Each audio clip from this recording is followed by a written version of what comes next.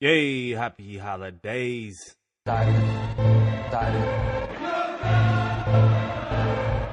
Dive in. Dive in. Dive in.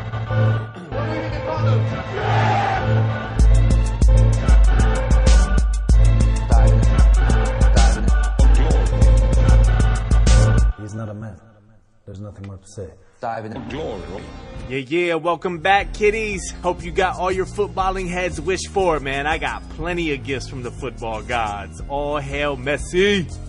Hey, welcome to Holiday Diving for Glory episode 19. It is not the horse, but your host, Pep Corsiola, playing it close like Glenn. No fatal attraction, though. No Bronson. Let's get to the action. Yo, Sir Solomon, what up? Alright, man, holiday season brings us many things, but most importantly, a smorgasbord of English Premier League games. I love that word. The feast began on Friday with Liverpool, but man, we also were blessed by Sir Twata Claus himself with the Classico on Saturday morning. And finally, a dessert fitting of the season, the Boxing Day blowout. Man, Diving for Glory usually posts Tuesday, but next week, man, tune in Wednesday for a special game edition live from the living room. Chelsea versus Arsenal, Diving for Glory, man, on iTunes, divingforglory.com. Alright, boots lace, jerseys tucked, Classico, D4G edition coming up. Let's go.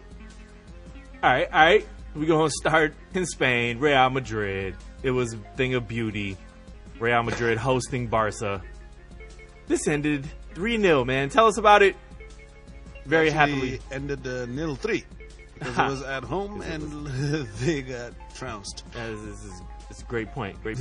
Early Christmas present, man. Oh, yeah. It was, in a way, a rare Classico that actually lived up to the name Classico.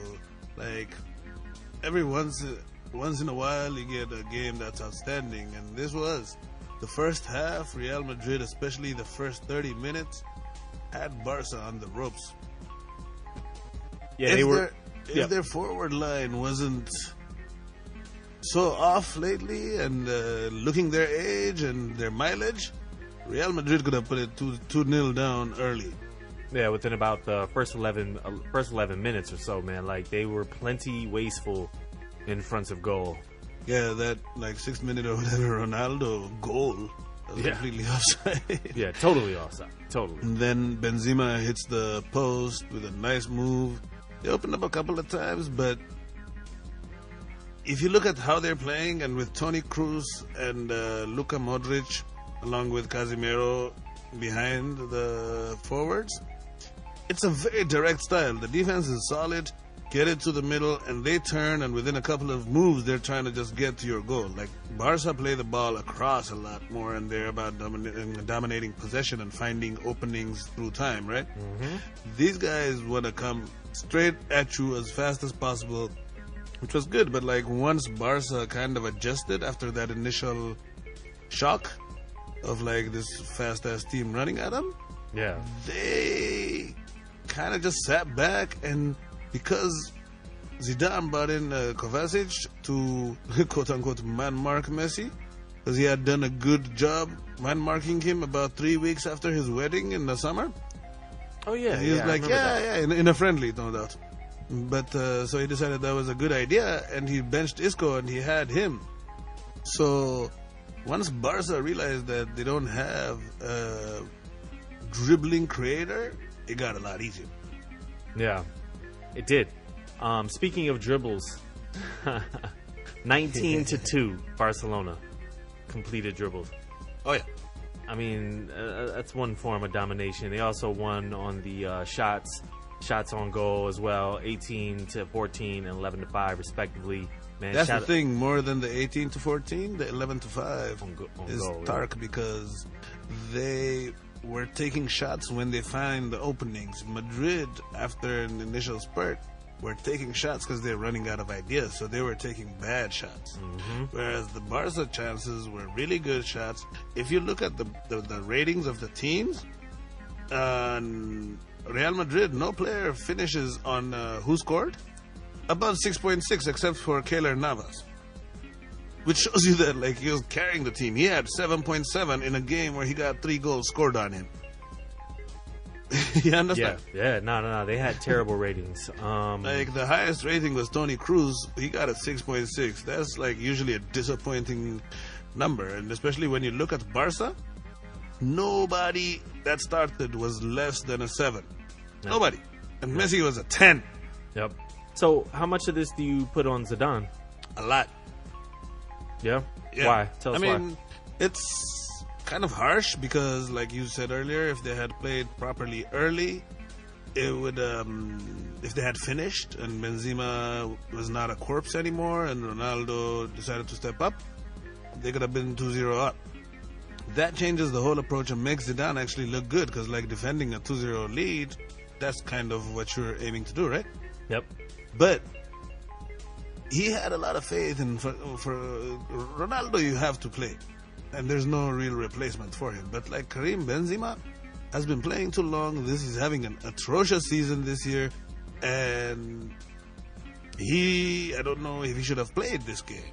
Isn't this was this Bale's first game back from injury or second? Second. He came off the bench. Came off the bench, he did. But Yeah. damn, no Isco the entire match. That was the big fuck up. Was this Kovacic was told to man mark Messi. That's kind of difficult when you're man marking a player that floats as much as he does. Mm-hmm. But to give you an example, when Mourinho was in charge of Real Madrid, when they would play, he would usually have Pepe Yeah. play in midfield and man mark him.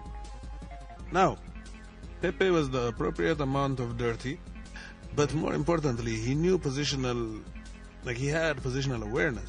And in big moments, he would make the call. When you're told to man mark Messi, that kid did not look ready for the challenge. When Rakitic ran down the field and he just saw him and made a couple of steps towards him, but then just turned around and ran after Messi. Yep. Which, in that situation, he was fucked anyways, but gotta you should try have to- a person You gotta with... try to stop the ball. Yeah, Got to. you gotta go ball. Like, that's first, first rule of defense. Like, somebody gotta go out with the guy with the ball. Like, the guy went for 40 yards before making a leisurely pass to Sergio Roberto, who cuts it across for Luis Suarez, and it becomes a one-on-one with the goalkeeper. That's what Luis Suarez lives for. But that all goes down to Kovacic not being able to determine the situation. And also, if you're gonna have somebody man-marking Messi, where was Casemiro during all this? Yeah. Like, that should have him freed up to play in front of the defense and cover these situations. But they just got completely outdone by that. And then immediately after that, your man Carvajal, Dude, they were just undone after that. They were undone, during that, and then it was totally undone after that. I couldn't even believe that my man thought he was playing goalie. I Like, think he thought he was playing volleyball. Like, that was like when somebody tried to spike it. But he got sent off. They should have just eaten the 2-0. They were opened up a couple of times. Messi sets up Suarez coming off a break. Yep. Suarez gets it saved by Keylor Navas. Comes out to Messi again. He makes another play, gives it back to Suarez. Hits the post this time. Now, I think it's Paulinho makes an attempt on goal, and this guy comes out of nowhere on a play that should have already been a goal. Like, Yep. like, these guys are not working this hard to save this situation from being a goal for them to be one man down, you idiot. Oh man. Keylor Navas is like, dude, I should have just let the goal in. Now Messi's taking fucking penalty right in front of him and shit. Yeah. Like, it was a fucking complete brain fart. Yeah, no, it was terrible, obviously. The game ended up 3-0 with the last-minute goal by Alex Vidal, assist by Messi. Gorgeous assist. No shoe. Can I add? No shoe. No shoe. He beat him with no shoe on. I wish that was a chant. We'd have to say it in Spanish, though. No, it's- Catalonian. Yeah, something about zapatos. Shout out to Sergio Roberto. He played. Oh yeah, big shout. Good game. He loves playing at the Bernabeu, and the field-to-field run he did, like across the field run he did to make that assist for Luis Suarez. In addition to, he played excellent at right back. Mind you, this is a guy that is taken the right back spot from two more than 20 million euro right backs. You know, and then when they brought in Semedo later in the game and Alex Vidal, they moved Sergio Roberto to midfield, and he shines there too. So big shout, like La Masia, everybody's saying they don't produce, but like this kid is amazing. Yep. So this puts Barca 11 points clear at the top on Atleti, who actually lost to Espanyol on Friday. Yes. 14 points clear of Madrid, who have a game in hand. Real sits a lowly fourth, but they're only 5 points back a second. I still don't consider this race 100% over. You feel like Barcelona's due for something, but they've been just so direct and boringly effective. I think there's only one team that has the guns to go toe-to-toe with them, and that team has dropped a fuckload of points. If they win their game in hand, they're going to be 11 points back. Yep. And Valencia's time at the top of the table has come to an end. Absolutely. They're going to fall. The real Madrid and Atletico for second, and then Valencia, Sevilla, and Villarreal for the fourth spot is what I see. Okay. Yeah. Okay. But Valencia is on the way down. Absolutely. They're trending down. Yeah, man of the match is probably kind of obvious. You could give it to some guys whose stats don't show up, because Sergio Busquets, had an amazing game. They saved him the week before because he was on 4 yellows and they didn't want him suspended for El Clasico. He played an amazing El Clasico, got his yellow, so he will not play after they come back for Christmas. So he just came in. He's like Winston Wolf, dude. He came in, he did the job, and he's out. Done. Take next week off, too. Like, see you February. Straight up. But it has to go to Messi. Like, just let me give you let's take a gander into his stat line a little bit. He had 4 shots, 3 on target, a goal, an assist. Yo, what's a good, like, you know, I always mention the key passes. Yeah. Like, when somebody has 4 in a game, that's like considered elite. He had 9. He had 6 dribble completed. Yeah, he was a terror. You said Real Madrid had 2, didn't you? Yes. Yeah, he personally had 6. Okay. You know how many unsuccessful touches he had? How many? 0. Nice. Yeah, nah, we already know his control is amazing. Yes. He even scratched his balls at the right time and the right move. Very un-Joaquim Lowe-like. Yes. What? That was many unsuccessful touches and unsuccessful sniffs. Messi with the 10 on who scored. Yeah. Fucking perfect 10. Yeah. He was gorgeous this game. Shout out. Oh, hail. Ronaldo with the 6.5. Yeah. All hail the GOAT, man. All right, man. I don't want to move on really, but I think we have to. We got some other things to cover. I just saw a rumor that said Nabil Fekir might be coming to Barcelona. That's probably not going to happen, but that's my Nabil Fekir. Mother Fekir, boy, I tell you. Yeah. All right, on to England. Oh, hold on. 1 second. Sorry. Before we go on, Ronaldo had 5 shots and only 1 on target, and at one point completely missed the ball, attempted to take a shot, and completely embarrassed himself and showed himself to be a fucking cunt. Now let's go on. Just had to take a moment to rub that salt in. Yes, because that could have been a goal. It should have been a goal. Dude just whiffed. Dude just totally whiffed. Come on, son. All right, man. On to England. Obviously, a lot going on. It's the holidays, man. Tons of games. It has started on Friday with Arsenal-Liverpool, which was exactly what we thought the defenseless derby would be. A 3-3 draw. Woo! It was exactly what we thought it would be, in the sense that we said, you can't call it. And you couldn't call it at the beginning. You couldn't call the game until you knew the result. We were watching with my homeboys. Big shot, Bush, Doctor, and Diana.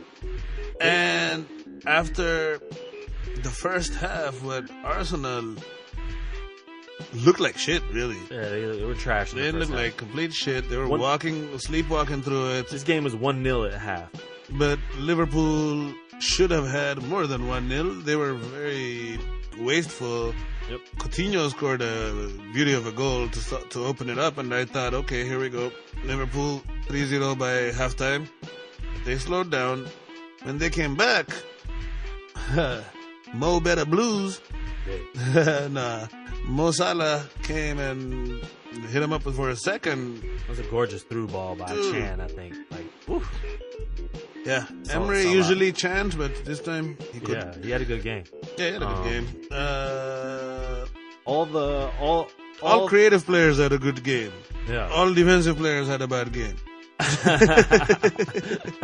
And Alex Iwobi. Yeah. So 2-0.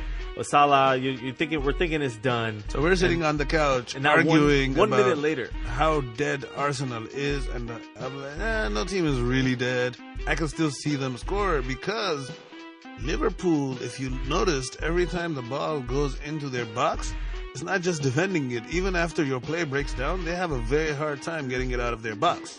Yeah. And that's a very dangerous tendency to have, especially when your goalkeeper is Simon Mignolet. Yeah. So at 53 minutes, that Salah game was the Salah goal was 52. So at 53, Joe Gomez decides to just Joe Gomez. I love that dude. Joe. Black Joe Gomez. Is he Puerto Rican? Did they got Puerto Ricans in England? To play in the Premier League.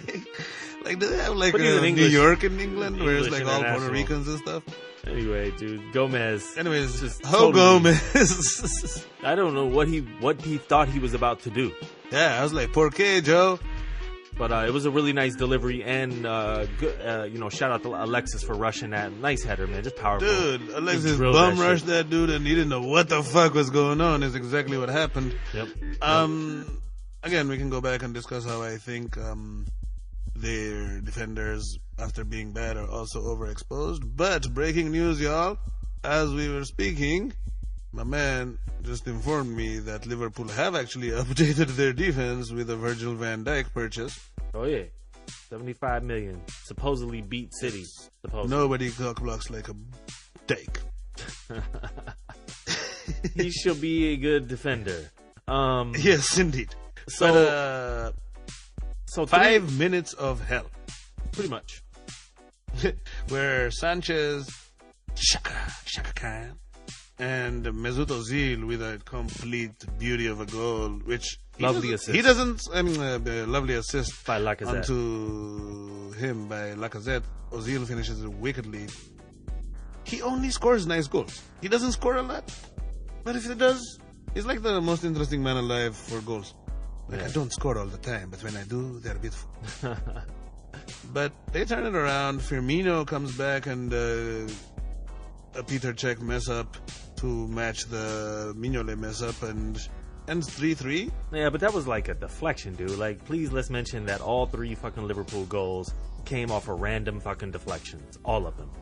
Mention away. I like that you're about that. Yeah, man. I mean, it was just so, but it was all typical Arsenal. It was all typical fucking Liverpool. Like, it was perfect. Thank you. Yes. And I was having an extensive debate about. I did not like the substitutions that Jurgen Klopp made to pull out Coutinho in the 80th minute and Mane in the 84th in a game that's 3-3. And Mane, I understood, but like both coming off. First of all, like, I don't give a fuck how bad your marquee player is. Like, what if you get a free kick at the top of the box right at the end of the game? Now, what are we gonna do? Alex Oxlade-Chamberlain gonna step up? Genie Wijnaldum? Yeah. Fuck out of here. So play Coutinho 90 fucking minutes, or if you pull him, then like Mane has to play that many minutes too. Yeah, for sure.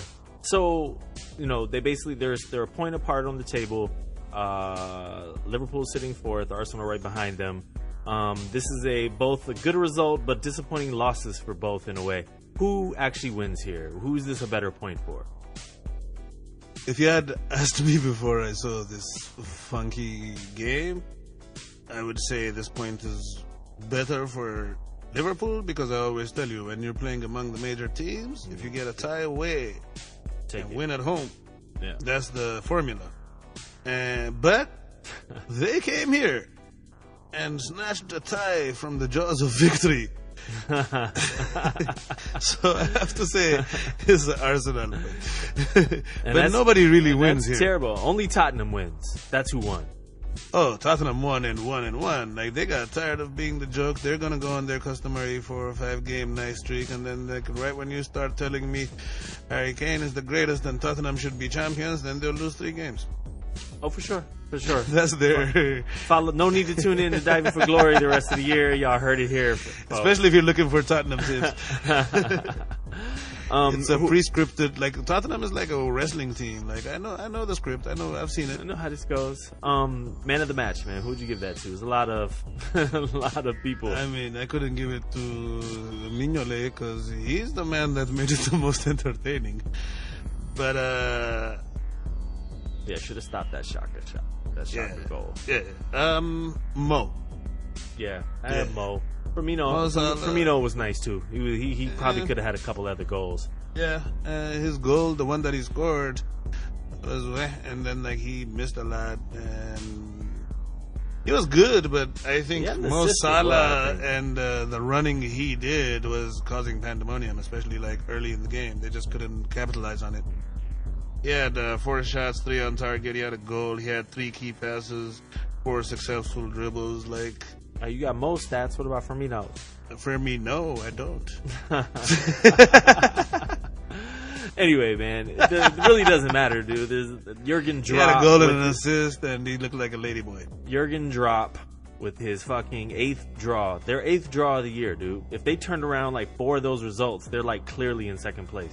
So can we say he's drawing up a masterpiece? So to recap a little something that we said before this, man, they signed Van Dijk. They got Keita coming if they can hold on to Coutinho, sign a defensive mid, and you're looking at a little bit of a problem next year. Ooh, they're gonna be nice in 2nd or 3rd place if they do all that. It's a bunch of ifs.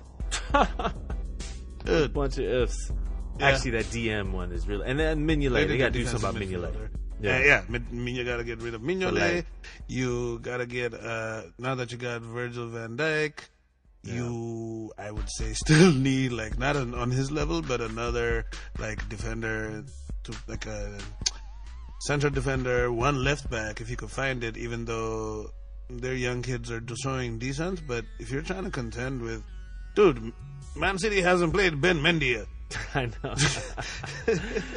Sorry. I know, dude. Either way, man, we're gonna move on. We're gonna keep it in England. Fun game, though. We're gonna apparently in the mode of Mr. Jurgen Drop is Mr. Mourinho. We're gonna cover United We're gonna cover 2 games to United, man. It's gonna be versus Leicester City and Burnley, both 2-2 draws. But like, just self-destruction, dude, in the Leicester game and fuckery in the Burnley game. If Burnley or Watford or anybody like a smaller team had come out and had a 2-2 draws back to back the way Manchester United do it, you would say it's bad coaching. That is because they were messy. The coach came out after the Leicester game and said we were missing chances so bad it was a joke, and like so called out his whole offense about how bad they were, and then turned around and called out the whole defense for how bad they were in giving up the goal at the 90th minute. I'm like, so dude, that's you then. Yeah, we're going to talk a little bit more about him as we go. I just wanted to mention that they drew to 10-man Leicester. Leicester was even down a man. Yes. This is the 94th minute goal from Maguire. No. Like let me. It was 94 minutes added, 4 minutes added after the 90, right? Yep. The goal was scored on 93 minutes and 57 seconds. Yeah. By the defender Maguire, who runs the fucking length of the field. While Chris Smalling just watches him. Just watches it. Doesn't even jump. Doesn't even attempt to Chris Smalling just while he was running down the field, just was like, oh, I'm Chris Smalling. And then he got worked for both goals, by the way. I'd like to mention. That's what Chris Smalling does. No. Consistent starter. I'd also like to mention that Lingard been playing well, but man, he should have put that game away. He fucking dribbles. He had the dope fucking move. Dribbles past the goalie, and then has the open goal. How about the Pogba to Rashford? Yeah. oh my god, like the curve on that ball, and like Rashford, after controlling it, just like decided to collapse on the ball. Yep. Like that was woo. I also wanted to mention, man, that Lukaku put some nice balls in there. That's what she said. And but like, Go along with his 24-inch penis. Yeah, Nice balls too.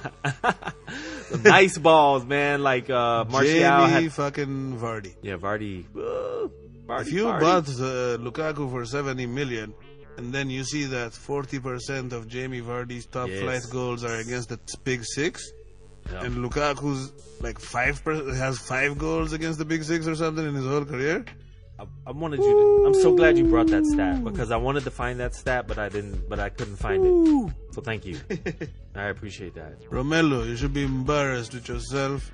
You're I'm big, you're black, you choke. And this Why? ain't even the big six. It's not a good representation. So on the follow-up of this 2-2 draw to Leicester, they come into Boxing Day versus Burnley. You know, well-placed, sitting top 6 Burnley, playing very at well. Home. Yeah, at home. At and home, they go at Old down. Trafford. They go down 0-2 in the first half. Yes, and especially the second goal that Burnley put, their free kick, man, I'm watching it like, man, if they only had like a Zlatan or a Pogba, this is a little far for these nobodies. And the guy hung De Gea up. Yeah, he did. Fucking rocket, son. Right in the corner. Yes. Speaking of rockets, Mata's free kick in the Leicester game was pretty fucking banging too. Mm-hmm. But Mata with the brace. yes, him with the brace, and Jesse with the brace in this game. And after going down 2-0, they claw their way back, and they play a lot of the second half at 2-1, and then Jesse gets the goal in the 91st minute in grand style. Mm-hmm. But they spent all this money on Pogba and this and that, and they have Romelu Lukaku playing the number 9, and in the hole, in that perfect position, they have Zlatan Ibrahimovic, a 35-year-old striker, as the playmaker. Like, he started Rashford. and to accommodate him, Juan Mata is moved out to the wings. Nope. Which is terrible. That we always know that Juan Mata likes to play in that number 10. Like, why'd you get a little Spanish guy if you don't let him do little Spanish guy shit? Yeah. Yep. Mata, Rashford, Pogba, Ibra, Lukaku all started. Very interesting. Lukaku and Ibra up top. It's like almost like an NFL team. He has the offense and the defense, and nothing to connect them a lot. Like, it's not a. But he has no concept. He has no philosophy on how to connect them. He has no concept. He has no interest in it. He's like, he just has go. no interest, yeah. He's like, you do what you do on soccer. I'll teach defense. Yeah. It's like Basically, once you get the ball, get it to the smart, like the better players, and let them do it. you could do. I mean, Mike D'Antoni. You could do this shit in basketball. You can't do this shit in soccer, man. He ain't winning basketball In with it either. football. I mean, no, you can. You win a lot of games, but you don't win no titles. United dominated that game, man. Just wasteful. 23 shots to 3. Only 6 on target though, man. A lot of long shots. I'd also like to make mention, man. One thing that I've noticed a super weakness in Lukaku's game, man, is his defense on set pieces and corners. Like, my man, You would think that being like 6'12" is you good would- for this is those what- kind of this is where I'm things. going. He just does not have a concept of how to clear properly, dude. I mean, he, in general, the big moment kind of seems to fluster him. Yeah. Whether it's positioning himself to play defense and like all of a sudden you're relying on him a lot, Yeah. then it kind of seems to, you know. That's why I wanted to shout him out for the Leicester game, because like he was on point with his touch and his passes, man, and that was kind of like I like to see that from him. You don't see that a lot, but then he showed up with a Yeah, but performance even like that in the against Leicester Burnley. game, like, dude, for the past 6 months since he got purchased by Manchester United, people have been talking about comparing that Vardy stat to him. Yeah. Oh, I don't yeah. give a fuck how good your touches are, man. Like, you my striker and you're trying to win. Like, I'm backing you for 70 mil. You gotta go and score in that fucking game. Yeah, got to. I don't even care. Like, I don't give a what it fuck means. what you do, What like, formation I who run, you gotta do. who's Yeah. injured. Like, you You gotta do gotta something. fucking score, bitch. With all that, Fuck, man. you hit up West Brom and don't celebrate the week later. I know, salty. Either way, man, basically at the end of the day, it was basically over, but United, in my opinion, falls totally out of the title race. EPL is done. They dropped 4 points over this. Man of the match, I can't even say it's 2 matches. You'd say Lingard for 1 game, but he blew the other game. Like, Mata was awesome 1 game, not the next. Like, why does it have to be Manchester players that get the man of the match? This is true. I'm going to give it to Harry Maguire, who ran across the fucking field to steal a point from Manchester United. Yeah. Like, that's the man of the match right there. Okay. And Boom. on the second one, yeah, like Jesse Lingard, cool. Yep. Boom. There it is. All right. That's our 3-man backfield. We're going to change this up. 3-5-1? 3-5-2. Yeah. 3-5-1-1. 3-5-1-1. With Zlatan playing the 10. Yeah. All right, man. Moving on. Midfield. All right. We're gonna recap the 5 leagues here. We have been doing the EPL review recently every midfield section. We're gonna continue with that, but then we're gonna give a little first half recap of all the 5 major European leagues, starting in England. Since we're already on that, I just also wanted to mention that EFL League Cup games were played. We wanted to pile it on Man United some more for your 1-2 loss against Bristol fucking City in the 93rd minute. The Giants, Bristol City, that were in what group in the Champions League? Or was it the Europa? Oh, it's neither. It's the championship. They were just home. They just came and fucked them up. Like, Manchester United spent fucking Christmas shitting the bed, basically. Pretty much. In various forms. The Chelsea... They played a strong team that game, too. They played Bournemouth, and both fucking goals were banging. Both had a back heel in the build-up. One as a direct assist, one as a secondary assist that opened up defenses like, whoa! Hey. Pulled the Black Rob on them, son. Yeah. City went through on penalties versus Leicester on a 1-1, 120-minute draw. And then Arsenal went through as well. So next leg is Bristol City versus Manchester City. They get the back-to-back Manchester games, and Chelsea Arsenal. For some odd and strange, god-awful reason, these semifinals of the League Cup are 2 legs. Yeah, I don't even know why the League Cup exists, but... And then you're going to make it 2 legs? Like, and the best part is, like, all this is going to be done by, like, April. Like March, bro. It's done in March. It's like the first week of March. Done. The fuck? So you have 3 unnecessary games, at the end of which, unless you're Bristol, who probably haven't even... Like, it'll be nice for them. But all these other teams, at the end of it, what does that accomplish for you? Unless you're City and you're just trying to win, like, 18 cups in a year? Mm-hmm. Like, it's useless. Like, if Arsenal wins the League Cup? Woohoo! Oh, it's a trophy. Yeah, here's $5 bonuses. Yo, it's not often we mention championship players, dude, but shout out to Corey Smith. Great chip for the game winner over United, man. True. Nice. Corey Smith. Yeah. They are no longer a Jag. They are been shouted out on the world's greatest pod. What? P4G diving for glory, man. You made it! All right, so they'll go back to the league, though, man. So on Saturday, man, Everton drew with Chelsea, and Chelsea bounced back with a 2-0 over Brighton. Everton had a win and 2 draws throughout the week. Everton, with Alerdici stirring the pot, has been... You remember the season preview? You asked me, like, well, I was pretty hype about Everton. Yep. Now it's finally coming together, and they might finish 7th like they were supposed to anyways. Because currently Everton is in 9th with only actually tied on points with number 8 and just a couple of points behind Burnley. I don't think they catch Burnley just yet, but they look well out of relegation. Oh, they're well out of relegation and looking for a Europa spot. Like, sometimes you just need some Alerdici. Some Alerdici, man. So Tottenham had a wonderful holiday, man. Dominant over Burnley, smashed them, and then smashed Southampton. They also somehow finagled a full fucking week off in the middle of all these games. Now, granted, they play 2 games back-to-back on the 2nd and the 4th, but still, nobody else gets a week off. Yeah, like it shows you how bad they were that they just fucking trounced 2 teams and they just moved up to 5th place. 5th place. Yeah, they're really, really sucky. Like, man. they had a terrible, terrible November and most of December. But And those 2 games really made the difference. Now, getting that fucking huge break, if they play that right, they could come back. I don't know what the fuck happened to Toby Alderweireld, dude. Like, did he die? it sure seems like it. Because they look like a shadow of the team defensively without it. Yeah, no, absolutely, man. But they Tottenham out. Shout out to Harry Kane. That's what it was. Yes.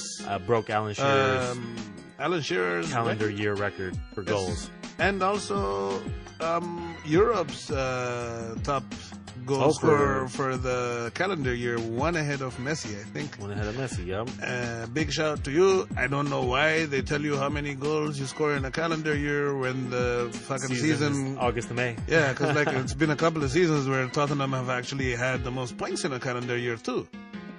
Where's the championship? Yeah. So good job, Harry Kane, but you still play for Tottenham. Sorry. Hater. Just being an asshole for no reason. All right, man. Liverpool, as discussed, man, with the draw. Then they came back and in typical fashion obliterate the Swans 5-0, who remain at the bottom of the table. Swans had no interest in getting any points from that game. No, they were happy with their draw the couple days before. They fucked up and got that 1 goal, and then Liverpool just started piling up some more. And it's like, you should have just shut it down. But they're playing with an interim coach. They just fired their manager, and they're gonna go down. And they just need to.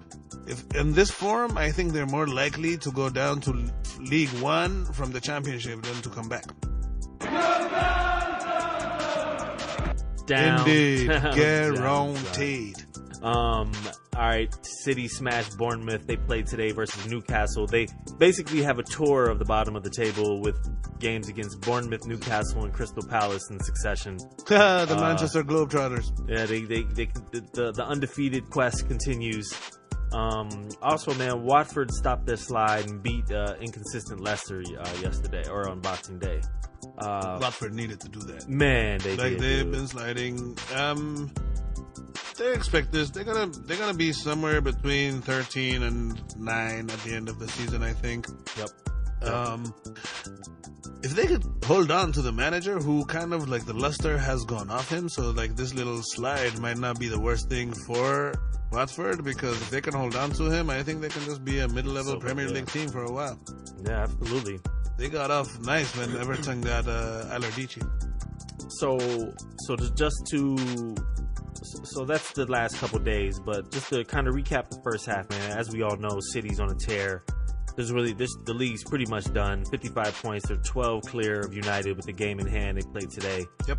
The real battles here are for top 4 and for the relegation. Top 4 is pretty tight, sitting with United, Chelsea, and Liverpool, 43, 42, 38. And then Tottenham right there at 37. Arsenal with their game in hand, 34. So that... I think United and Chelsea fight for the number 2 spot. 2, yeah. They are slightly better than Liverpool, Tottenham, and Arsenal. And I think those 3 clubs will be fighting for the number 4 spot. 2 of them, like 1 out of those 3 will make it. Just like last year, basically.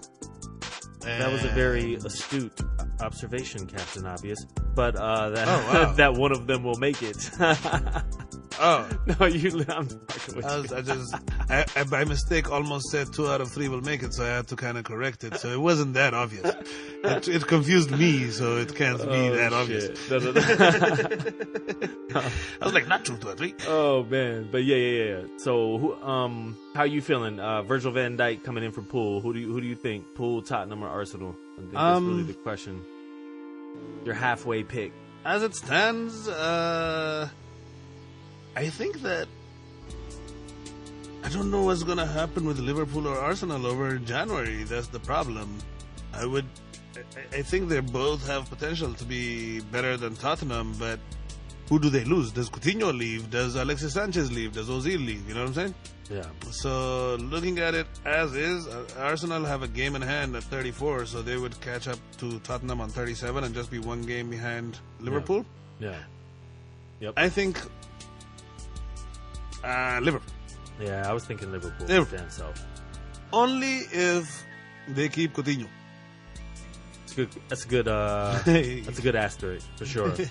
The bottom is pretty much 11 spots, 11 through 20, all within like 6 or 7 points. I think 19 and 20 are gone.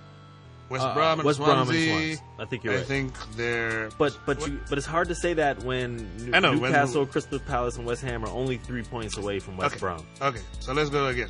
Swansea is done. Yes, done. Now West Brom, I think, is in intensive care. Yeah, they're trying to be saved, but I think that getting Alan Pardew as their coach was a fucking idiotic move, and I think that they'll probably fire him before the year is out. I think they will fire him and they will get relegated. Both those things will happen. And Bournemouth don't have scoring. Yeah. That's the thing. West Ham do. Arnautovic is stepping up these days. He's looking nice. They're on the up. Crystal Palace, they're staying up. Newcastle isn't coming down. Southampton ain't coming down at all. No, they're not either. Even though they're in a down moment. You know who I think is going to be coming down to the dogfight is Stoke. Stoke, yes. Stoke. Yes, they've been hovering. I don't even know how they're not down there. Yeah, they had a win, so they kind of came out, but they're still only 3 points away from Bournemouth. Yeah. And they're in the 13th, but they're 3 points away from 18th. But as we discussed, man, 11 through 20. It's nothing. Realistic. It's nothing. And I think Stoke, if they don't fire him, might go down. And so I also wanted to mention the top goal scorers and assists of each league. So right now it's Kane on top with 18, followed by Salah with 15, followed by a third place tie between Aguero and Sterling with 12 apiece. Assists, check this one out. Yes, this is what I want to hear. KDB at the top with 8, but hold up, he's joined by Leroy Sané with 8, and hold up, he's joined by David Silva with 8. So I guess they're all like team goals, huh? Dude, wow. Sums them up. Woo! Anyway, so who got, like, it's like everybody got a gun, man. You don't know where the shot's coming from, dude. Like, impressive for City. Like, they have totally dominated this league. It's to the level where you kind of have to look at the Premier League no different than looking at Liga or something. It's just a bunch of teams and one good team. Yep. Speaking of La Liga, man, perfect transition. Nice little through ball. It could be any league except Italy for that statement. Nice through ball, son. Yes, absolutely. It's true. So La Liga, first half recap, man. Barca sitting on top, 9 points clear of Atletico, as mentioned before. Real sitting fourth. Some surprises here, man. This is not how we anticipated this turning out.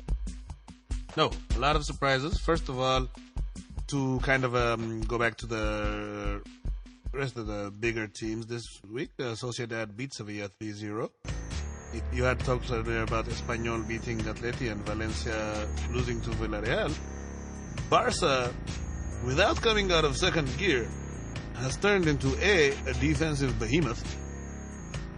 And B, they have a shitload lead, and they're gone. Yeah, they haven't lost the game. Like, they're gone. Madrid, they were due to have that stumble that they did, but it seems like Zidane isn't. He was good when they were winning, and all he needed to do was motivate them because they were in top form. But I don't know if his tactical nuance is up to par. That's the big question about him. So. And shit, if he pulled off 2 Champions Leagues back to back without knowing that shit, then he did something, dude. Did better than a lot of us can do at a lot of other things. A lot of guys that are employed to be good at that shit couldn't do that. For real. Yeah, so. And then Marcelo came out talking about, yo, we spoiled you, that's why y'all mad we lost. People lose games, but da-da-da. I'm like, yo, calm down. You're right, calm down. Yeah. You know why Barcelona is so dominant, sir?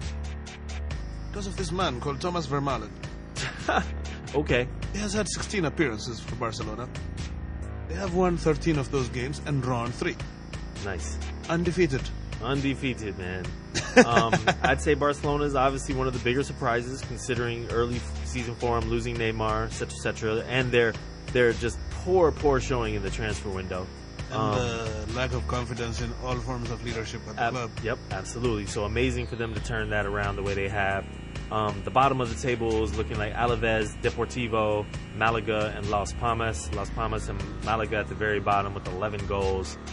11 points. Yeah, 11 points. That's.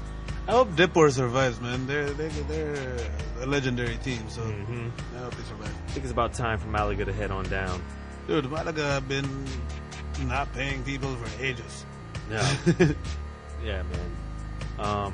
Girona, little city, owned by our boy Pears. Very nice surprise. Yes, the other Guardiola.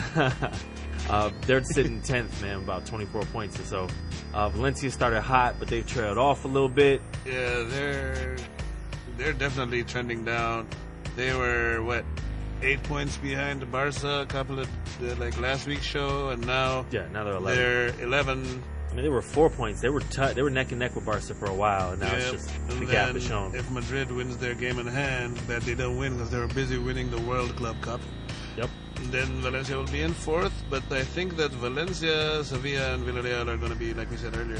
Yep. Fighting for that number 4. Yeah, I think so. I hope that Valencia makes it, actually, because they do. Oh, rumor today: Vincenzo Montella shall be the new Sevilla coach. Oh wow! Yeah. So if that happens, I don't know, but I think the Valencia project right now is more ready for competition, in Europe. So I'd like them to finish 4th. Okay.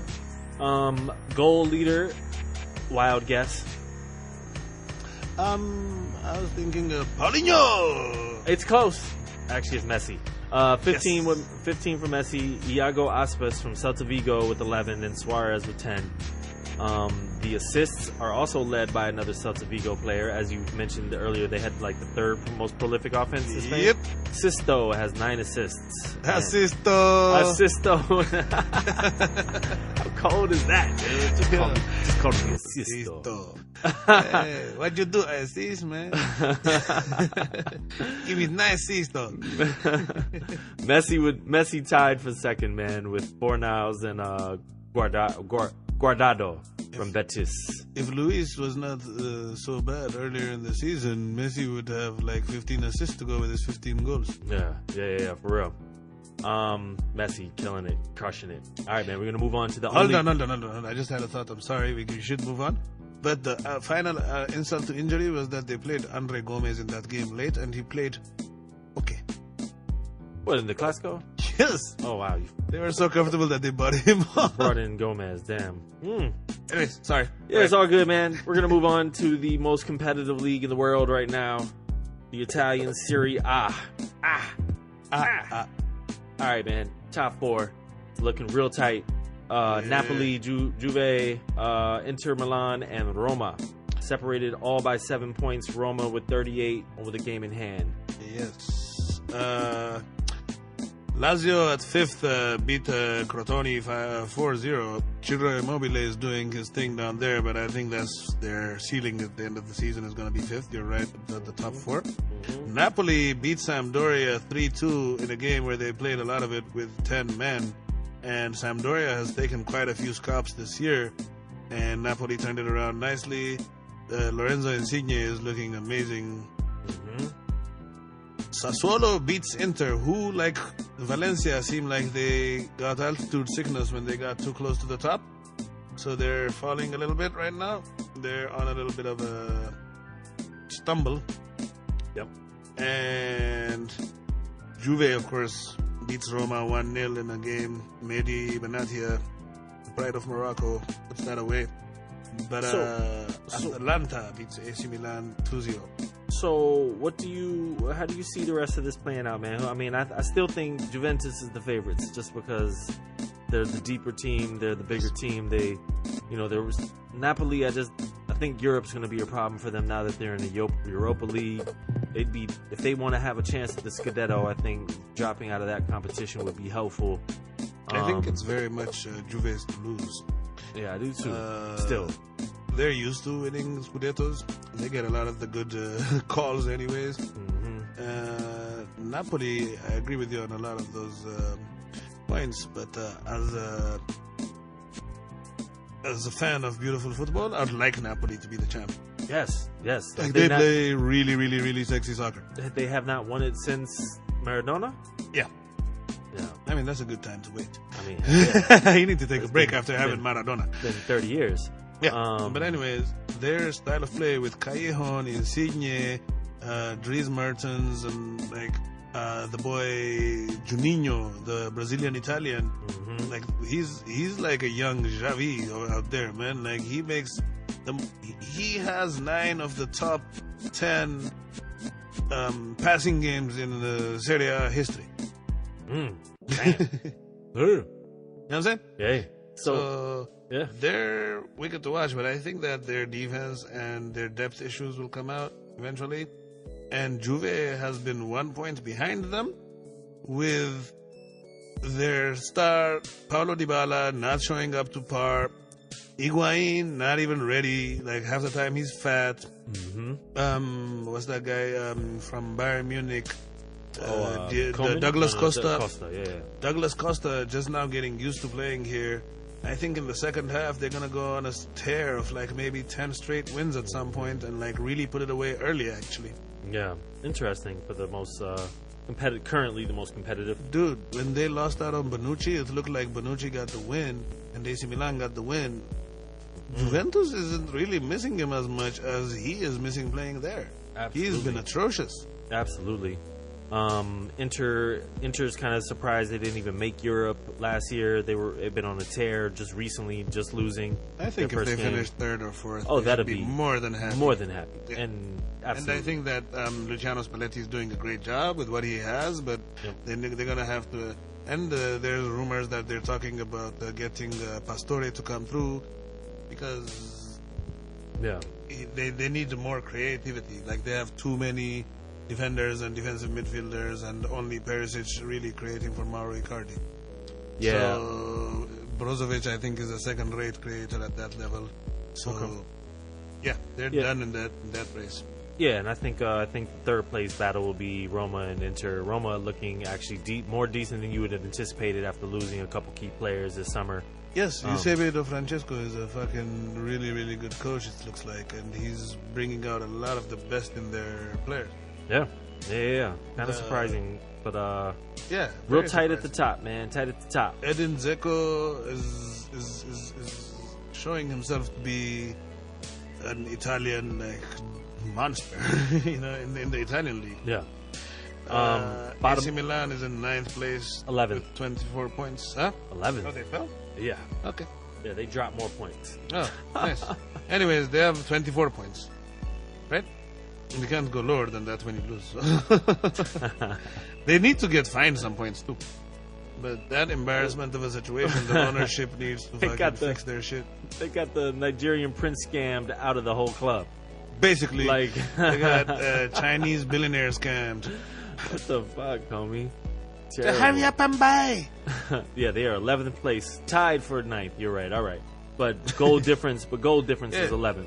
No. They'll get to 11th like cleanly soon, like Yeah. without the tie. The other two teams will go above them.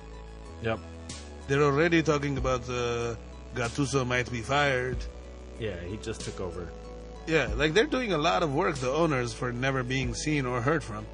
I know, right? Was it actually Kaiser doing Sose is owning this club or something? Who's Like, what the fuck is actually going making on? the calls? Like, who do you talk to? All right, goals for Serie A. Icardi at the top with 17, Immobile with 16, and Dybala with 12. Man, you just mispronounced all their names. Icardi, No, you got a card right again. Immobile, and Dybala. What, man? Okay. Anyways, Come on, give it to me. How do you pronounce them? Icardi, nah, I'm just messing with you. I'm just messing with you. Definitely not Dybala. Dybala. That's a diabolical spelling of it. I'm a Dybala.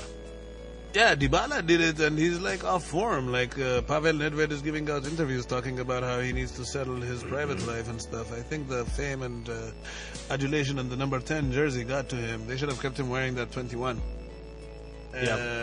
Ciro Immobile, they got him like he had failed at Dortmund. Now he came here like Edin Dzeko. He's like looking fantastic. Yeah, for sure. And it's just So assists are Kandreva, Perisic, Pjanic, Alberto, and Mertens. Dries Mertens. Yeah, Dries. Dr. Dries.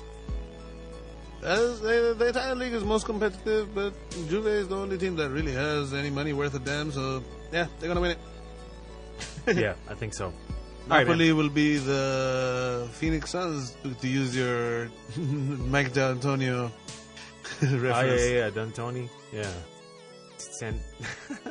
D'Antonio. To Juventus' Spurs. All right, word up. Bundesliga, German. There's not much to talk about here because it's as it usually is. Bayern at the top, 41 points, 11 clear of second place Schalke. Third, fourth, fifth, and sixth are all tied with 28 points. Dortmund, Leverkusen, Leipzig, Gladbach. I mean, there's not much to talk about here, man. Bayern's doing what they do. You can tell the strength of the league not by Bayern but by everybody else.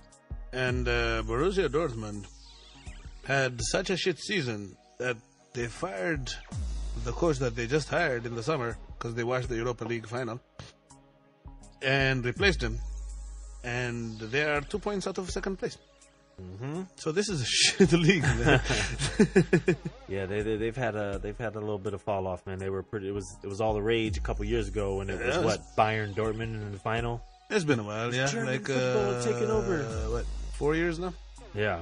You know, real quick, man, like I forgot to mention relegation in Serie A, but just for the fuck of it, Benevento, whatever the fuck it is. Benevento with 1 point.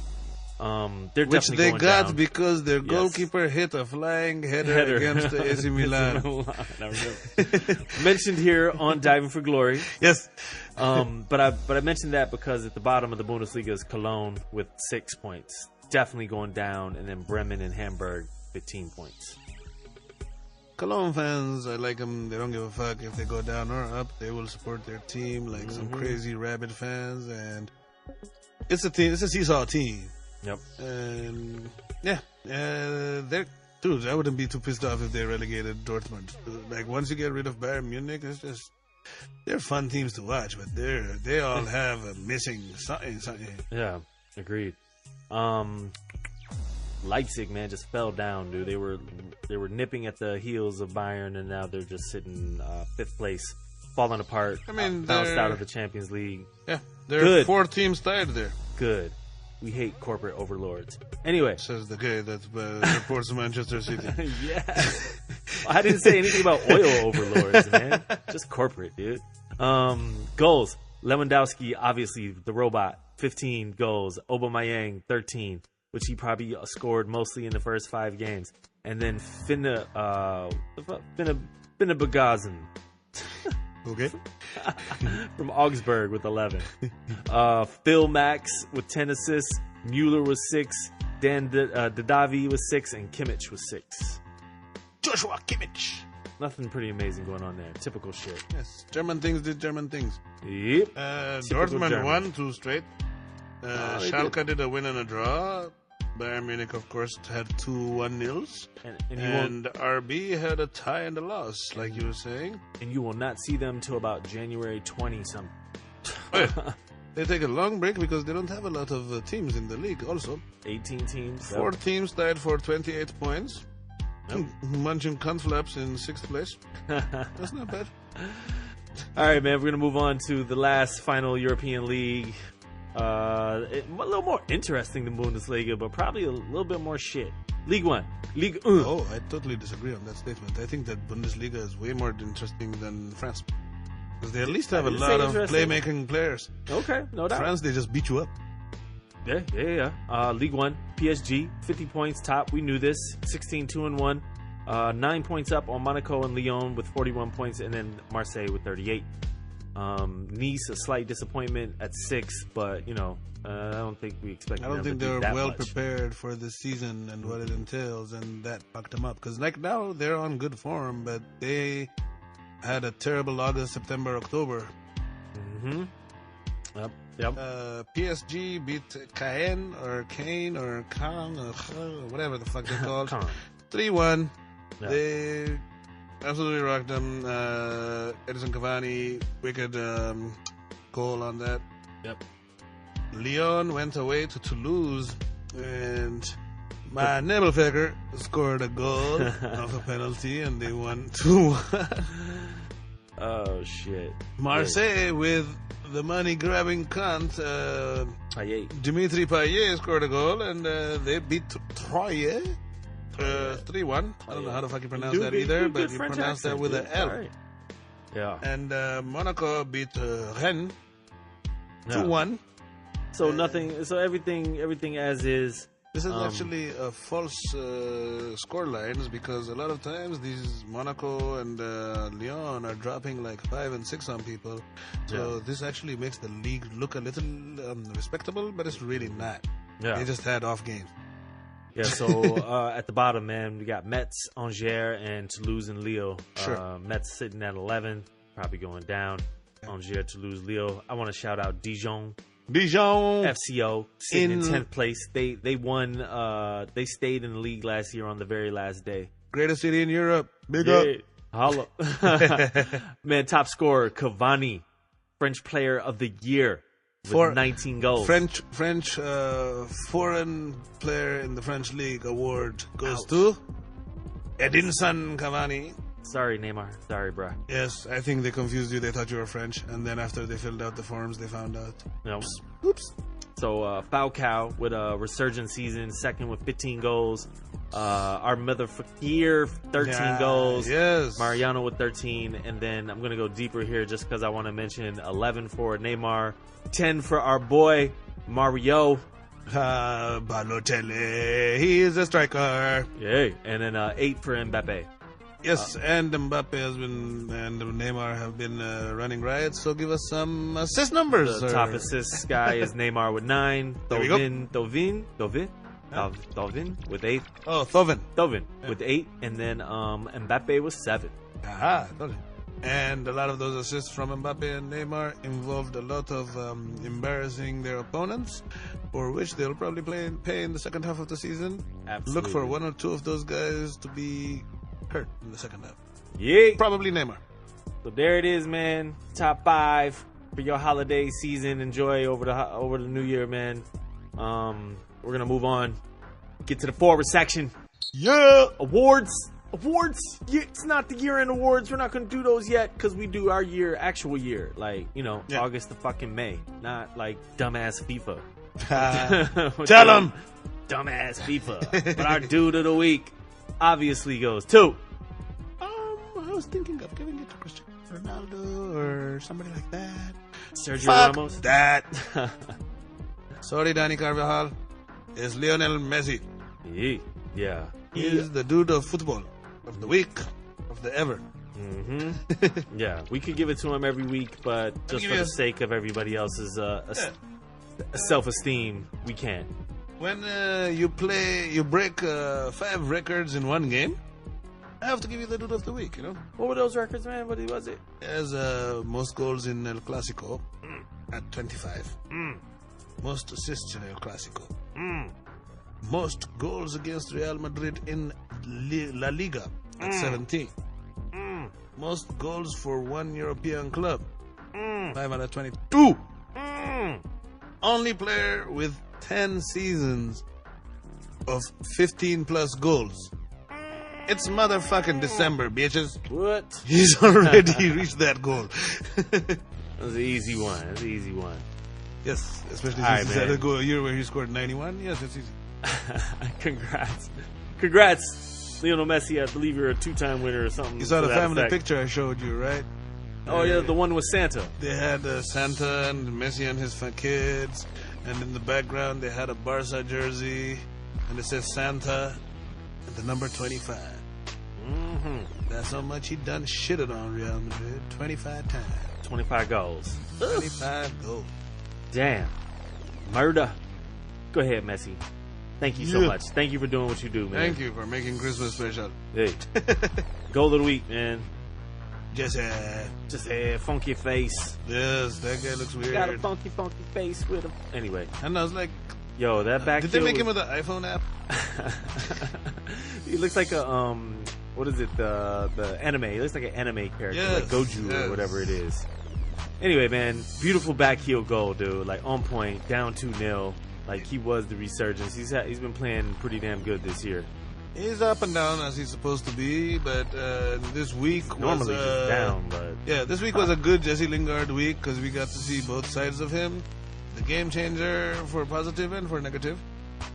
But yeah, that goal was really nice, and then he went on to tie the game late. It would have been nice for him personally if they could have got the victory, but no. If Juan Mata got fact out of 3 points, then you should too, Jesse. Ah, man, so moving on, we wanted to give the Twat Happen moment collectively to Manchester United for their week of fuckery, which included 2 draws and a loss, but we're not, because there's just a more blisteringly obvious choice. Yes, he plays for Madrid. His name is Dani Carvajal. He made a most unclassico decision in El Clasico, a game that was actually played by both teams at a very fucking high standard. Both teams had over 80% passing accuracy and everything. And had he just stayed in the game, it could have been at 2-0, a very playable game. Yep. But his diving handball block thing that he did, which I don't know what the fuck it was stupid. It was really completely stupid. And now you're out for 3 games. So, Dani Carvajal, you are... Twat happened, homie. Yes. Hell yeah. Twat the fuck. Yeah. Yeah, the messy Instagram post with Santa's counting of his Madrid goals damn near gets the Troy Deeney Award, even though we didn't give it this week. Yeah, we just can't mention Troy Deeney and Messi at the same time. Nah, it doesn't work. That's why it almost garnered it. All right, man. Upcoming games, last section. There are some actually Serie A games coming before the end of the year. Inter versus Lazio is the only one of any consequence, though. But they are playing games. Good for them. But Inter...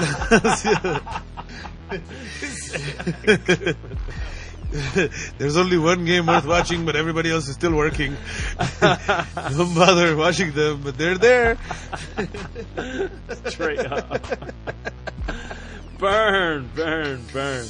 As mentioned before, man, like I said, City has their tour of the bottom of the table. I think they get mentioned just because they're undefeated, and until they're shitting on the whole fucking league. Yeah, until that happens, like we're gonna mention their games. They play Palace and Newcastle, and then Watford.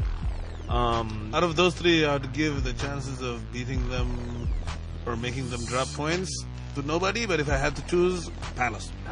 Yeah, I could see it. Definitely see it. Burnley, Liverpool. That is an actual game at this point. Burnley is that's the team. That's New Year's Day. And then do not forget our special next week. We're gonna live fucking chat or live, whatever, record or perform or whatever the hell. Arsenal versus Chelsea, January 3rd, Wednesday. Yes, January 3rd. Please tune in. We shall be, doing it live. So after, if you're at work and stuff and you come home and you want to watch the game, mute it. You'll have our version of it. It'll be much more. Much more better. Entertaining. Yes. But do that after you put your kids to sleep. Yes. We are NSFW, man, for sure. At all. Man, and there's nothing else really worth mentioning as far as key games, but it's worth mentioning that there are games on December 30th, 31st, January 1st, 2nd, 3rd, and 4th. And then there's FA fucking games the 5th, 6th, 7th, and 8th. Thank you, English FA, for distracting us from our corporate overlords. And thank your corporate overlords for not caring about your players' health and just running them through the year. Thank you very much. We appreciate it because we need entertainment to get on with our miserable lives. Yes, very much so. Happy Virgil holidays. van Dijk, congratulations and apologies and condolences at the same time. All right. My goalkeeping Grinches, man. That's the match. Man, thanks for tuning in to Diving for Glory. We usually post every Tuesday, but don't forget we'll be live with the Chelsea versus Arsenal next week, Wednesday. Diving for Glory on iTunes and divingforglory.com. Follow us on Twitter and Facebook at Diving for Glory. Like us, tag us, hashtag us, comment, do something. Man, until then, Feliz Navidad, Happy New Year. Don't drink drive. Until next week, Corciola, Sir Solomon. Yep. Done. Diving. What do you think they call them?